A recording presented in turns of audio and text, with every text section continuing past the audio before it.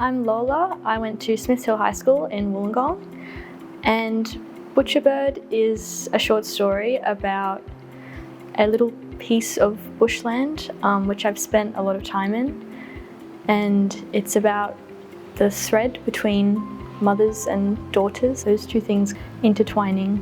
I think the main thing that drew me to write about this location is that I've spent so much time walking and running through it. I've spent a lot of time sitting and listening and observing the animals and the plants that feature so heavily in the story. Those are all real details that I've sort of either written about or sketched at some point. Particularly the animals, like the diamond python that features quite heavily is a snake that I sat with for half an hour on a walk. The Kingfisher Pool and the Olympic Pool in the Heathcote and Royal National Parks, as well as the Wadi Wadi track, all feature in some way or other in the story. Spending time in that landscape, in that time realising how little I was compared to it. And it was particularly interesting, I think, to explore reversal of power. Typically, we sort of are seen to kind of have power over nature as an entity. And in that story, that's very much the opposite. The landscape has most of the power. Experiencing that led me to want to explore it in greater depth. A sentence that really captures my major work that I really like is, "The bush is waiting, it breathes slowly, in and out and in again. It's patient, it has to be." I like this sentence because it gives an impression of the bush as a character, and I think especially as a timeless character. Time was something that I was really interested in throughout the whole major work, and that was something that I really tried to get right. I would say the main detail that helped it come to life was really just the amount of time that I spent sitting in it and just quietly kind of listening and observing. I took a lot of photos. Half my journal was probably photography in the end. Through a lot of reading, I was able to sort of bring that to life, that feeling that I was kind of so much smaller than this entity. Catching Telecrow by Anne Boleyn and Ezekiel Quay-Marliner, which is written by two Indigenous Australian authors, explores the relationship between nature and people. That was an important perspective to read, definitely. Writing about Dharawal land on Dharawal land. So I think that definitely informed the kind of more than human element of the bush, which I really tried to get across. This idea that there's something more that we don't necessarily always see.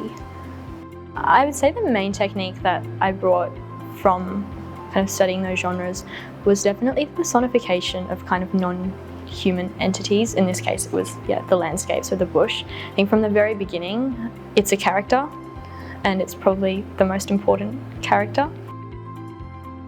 I made the bush a character through how it interacts with the characters. It does everything that Maggie and Iris do, like it breathes, it dances, it twirls, it kind of walks just like they do, which I think was an easy way to put them all on an equal footing. So there's no one who has any kind of power over anyone else. If anything, the bush has sort of the most power in this story. My very first draft was actually exclusively description. There was not really any characters. It was pretty much just describing more general things I changed throughout the process. Initially the story didn't have a plot, for a long time actually. For a few months there wasn't really a plot. That was something I found later, which obviously is probably a fairly large part of the criteria. There has to be a plot. So I would say that's the main thing that changed. There was kind of a not knowing where it was going to go. But I guess having the setting or the place, having place so solidified from the beginning, that never changed. I think that helped with direction. I guess I knew there would be a plot eventually. I just sort of had to find it. So I think having that one thing that I knew was going to stay the same. I had my characters. I had Maggie from the beginning and I had place. So everything else maybe changed, but those two things always stayed the same. I mean, the very first draft had Maggie barely as a character, really. It was pretty much just the bush was the only character in the beginning, and then she obviously, came into more of her own role. Introducing Iris as a character gave me a lot more insight into Maggie, which was really useful. She was a really nice baseline to have for Maggie's relationship with the landscape, especially as it sort of changes and evolves. That evolving, it couldn't have happened without her as a character. And I kind of moved to sort of attempt to devise a plot. I moved to the idea of risk-taking a bit, and I think of having to learn how far you can go before it's too far. That was something that was on my mind a lot when I was especially starting to kind of go walking by myself and have to decide like how far I can climb, how high I can go without it being too dangerous, and just having to sort of rely on myself a bit more.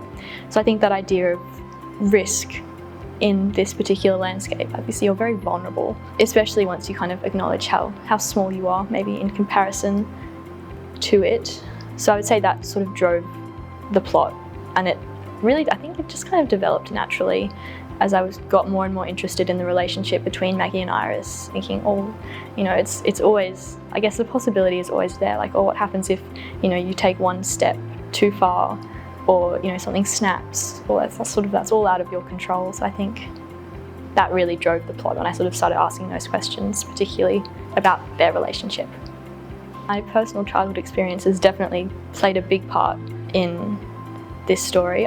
The process of growing up has definitely been always against the backdrop of the bush and spending time within that landscape. Being able to grow up within that landscape and sort of being able to swim in those water holes as a kid and just explore and play in all the little rock pools. There's definitely parallels between the story and my own life, with the bush kind of being the backdrop for kind of a letting go. I think the most valuable lesson I've learned is not to be, afraid of giving your work to other people. I think because writing is such an evolving practice, by the time you've given it to someone else, you've already moved on, you've already started a new draft. So I'd say the most valuable lesson I learned is not to get attached to what you've written. I mean, I ended up getting rid of most of it anyway. Like, I kept, maybe 100th or a 10th or whatever of what I actually wrote. So definitely the most valuable lesson I learned was just don't get attached. The main part of the revision process for me was just getting as many people to read it as possible, especially people that I trusted and respected, to give me feedback. A lot of people read it. I mean, I had a really incredible teacher, Mr. Cutler. He would have read it about 1,000 times and always gave me really good and insightful feedback every time. I had my mum read it a lot. Friends that were doing the course, we swapped as well. We did a lot of peer editing. Getting it read was the main part of the revision process. The main thing that was, changed due to feedback was the plot. Like, as I said before, I didn't really have one in the beginning. That really developed as the story did, and it changed. I mean, it changed a lot from the beginning. My main piece of advice would be just write as much as you can. I think something that my teacher said was, you can't edit nothing, which is very true. So it's always better to have something to edit or to go from.